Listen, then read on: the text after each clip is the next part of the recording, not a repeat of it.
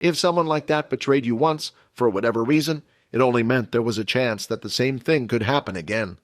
Then, as Quinn looked around the container, he noticed there was one shelf at the very back of the room where he hadn't been yet. He didn't bother going over there yet, because it looked empty from a distance, but as he got closer, he noticed there was a single book that had been placed there. As he touched the book on the shelf, a new message appeared. Level 6 Ability Book, Shadow Element. After seeing the first message appear, Quinn couldn't wait to see how much experience points a Level 6 Ability Book would give. Perhaps it would finally shoot him up to level 10, and he would unlock the use of the shop in his system. But then, something unexpected happened. Ability is compatible with system. Would you like to learn? Out of shock, Quinn dropped the book back onto the shelf and took a step back.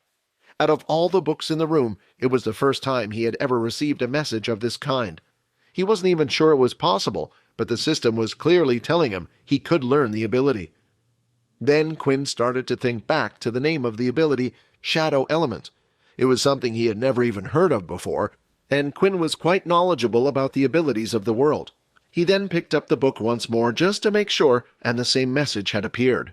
After thinking about it for a long time, he decided he would try to place the book in his storage. It hadn't worked with the other books previously, but he thought it might work with this one. And to his surprise, it worked. The ability book was safely put into his system storage with his beast crystals. Before learning the ability, Quinn wanted to make sure he could find out more about it first. Maybe then he could find out why it was compatible with his vampire system, and if so, maybe there were other abilities that would be compatible as well. If that was the case, Quinn didn't want to rush into things. Usually, a human being was only able to use one ability for their whole lives, and it could be the same for him. As he continued to level up and get stronger, he thought about it more and more. His system wasn't an ability. The book that was gifted to him by his father wasn't an ability book, but it had completely changed him. He was no longer human, but something else altogether, and it was why his abilities had worked inside the game, and why he had received the option to learn another ability. This was the only conclusion he could come to. After storing the book away, he decided to close the door to the container unit and remain inside. It was safe here, and he was starting to feel tired. At least he knew the container was strong enough to protect him from whatever beast remained outside.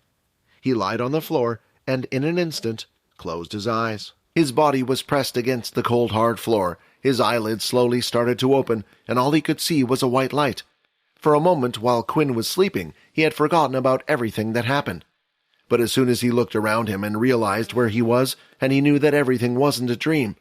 Right now, he wasn't at the school, but was on a completely different planet miles away from home. As he stood up and started to stretch, there was no way for him to tell how long he was out for, but his body felt good. It was a surprise that he slept so well on the floor without a bed. Without realizing it, he was more exhausted than he thought. Not only physically exhausted from fighting against the beast, but also mentally exhausting. The constant fear of the unknown was a terrible thing that slowly would eat away at him. Your hunger grows. Daily quest complete. Avoid direct sunlight for 8 hours. And at last, the system message had appeared. This meant that in 1 more day's time, the system would inform him that he needed to consume human blood. He was okay for now, as he still had 50 milliliters of blood in his bank. As long as he didn't get in any more fights, he would be fine. The most important thing for him to do now was to find that portal. As he went to open the steel door, Quinn was half expecting that the sun might be out. After all, the message appearing meant it was a new day. However, he was unsure whether the system clock was related to the time on Earth. The daily quest reset every day at midnight, but if he was in another country, midnight would be different, and right now, he was on another planet. But as he opened the door, he was surprised to see it was still night out. However, his mind was quickly distracted by something else. Quinn immediately closed the door back up to the container. He placed his hand on his chest, feeling his heart beating at an incredible speed. What was that? Quinn thought. That was no rat, that's for sure. This time, Quinn went to the steel door again.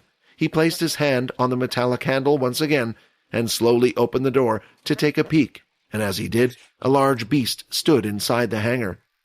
With the body of a human but the bottom half of a scorpion-like creature, Quinn couldn't make out what it was. From the human half of its body, it also had 2 claws on each side. Inspect. With his new inspect skill, it seemed to now work at a greater distance. Scordana, intermediate level beast. After finding out what little information was available about the beast, Quinn quickly closed the door once again. Although Quinn had grown 3 levels while inside the container, he still felt like dealing with an intermediate beast would almost be impossible for him. The weakest of intermediate beasts were at least 10 times stronger than a basic tier beast. Of course, this would depend on the beast, for there were some beasts that were just easier to deal with than others, no matter what tier they were at. But looking at the creature, Quinn could tell it would be a tough battle. Instead, he decided to remain inside the capsule until the beast had eventually disappeared. It wasn't here when he first entered, so there was always the chance it could leave.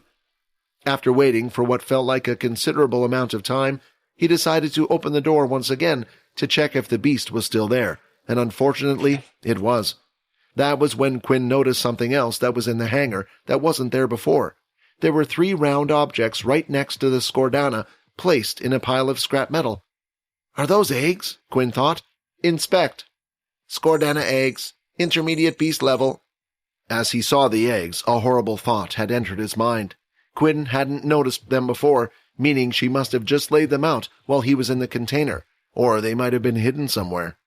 But the first was more likely. Now the fact that her eggs were here meant the beast would protect them until they hatched, or at least it wouldn't be moving for a while. Quinn had 2 options. He could continue to wait in the container, hoping that the mother would have to go out and hunt for food for herself in a while, but beast bodies were completely different compared to humans. Sometimes a single meal could last them weeks before they had to go hunting again for another one.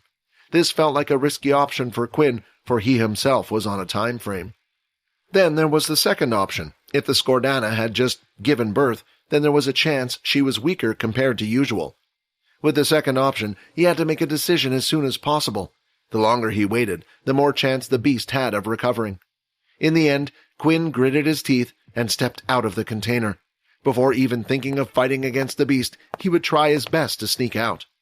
The entrance to the front of the hangar was completely destroyed. The beast, when entering, had ripped apart the 2 metallic doors before coming in. The problem was, the beast was blocking that exit, but that still left Quinn with the small hole in the wall from where he had entered. Carefully moving in between piles of scrap metal and rubbish, Quinn slowly moved across the room to the other side where he had first entered. Then, when he finally had reached the hole, he could see something else entering from the other side. It was a Rattaclaw. Oh no! As soon as the Rattaclaw pulled its body through the small hole, it immediately looked up to see Quinn. Before he even had a chance to run away, Rattaclaw started squealing like mad. "Shut up! Why did you have to come here now of all times?"